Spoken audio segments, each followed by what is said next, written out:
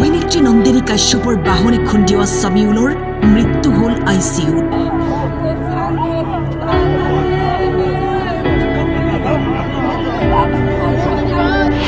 Engineer হওয়াৰ সপোন শেষ হৈ গল সামিউলৰ। অভিনেত্ৰী নন্দিনী কাশ্যপ কিয় গ্ৰেপ্তাৰ হওয়া নাই সন্দেহ পৰিয়ালৰ।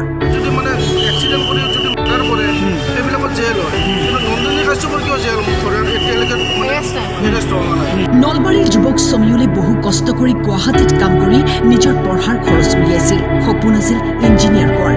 পিতৃ মাতৃক শোকত ৰখাৰ সপোন থানবান কৰি পেলালে অভিনেত্ৰীগৰাকীয়ে। হাস্পাতালৰ বিচনাত মৃত্যুৰে যুঁজি যুঁজি হাৰ মানিলে সামিউলে।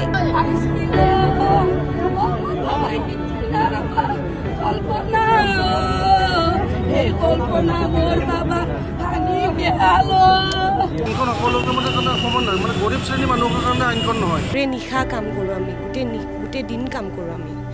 গতিকে সেইখিনি কষ্টৰ মাজত এনেকুৱা ধৰণৰ ঘটনা আমাৰ লগত হৈ থাকে যে এইটো এটা এক্সিডেণ্ট। তাৰমানে এইটো কোনো ধৰণৰ মই ধৰি লওক মই প্লেন কৰি অহা নাছিলোঁ যে মই তেখেতক এক্সিডেণ্ট তেওঁৰ লগত হ'ব। মই কয় যে মই কিন্তু ক'তো পলাই যোৱা নাই দেই।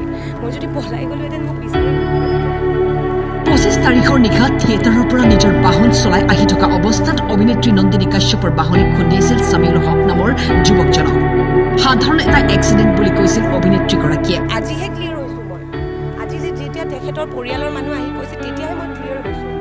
পেটত দুখ পাইছে আৰু ভৰিত তেওঁ দুখ পাইছে। দুৰ্ঘটনা সংঘটিত কৰাৰ পিছত নন্দিনীৰ পৰিয়ালে খবৰ এটাও নললে সামিউলৰ।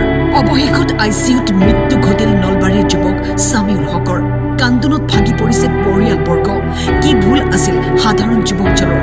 বুকুত সপোন বান্ধি গুৱাহাটীত কষ্ট কৰি অৱশেষত এগৰাকী অভিনেত্ৰীৰ বাহনৰ খুন্দাত মৃত্যু হল। ঘটনাৰ উচিত তদন্ত হবনে? ন্যায় পাবনে সামিউলে? ন্যায় পাবনে দুৰ্ভগীয়া পৰিয়ালটোৱে?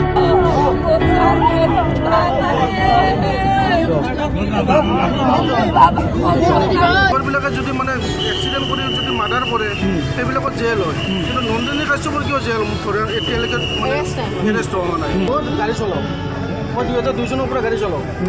মই গাড়ী চলালে মই যদি চাপ'জ এক্সিডেণ্টটো কৰি লোৱা মোক কিন্তু সেইদিনাখনে মোক লগত সোমাই থৈ দিলে। সেইখন গাড়ী সেইদিনাখনে মানে জব্দ কৰিব লাগিছিলে পুলিচে, কিন্তু আজি কিয় জব্দ কৰিলে? সেইটো সেইদিনাখনে কৰিব লাগিছিলে, আজি কৰিলেতো নৰ্মেলি ওলাবই না নোলাব? গুৱাহাটীৰ পৰা জেৰিফা ৱাহিদৰ ৰিপৰ্ট টাইম 8.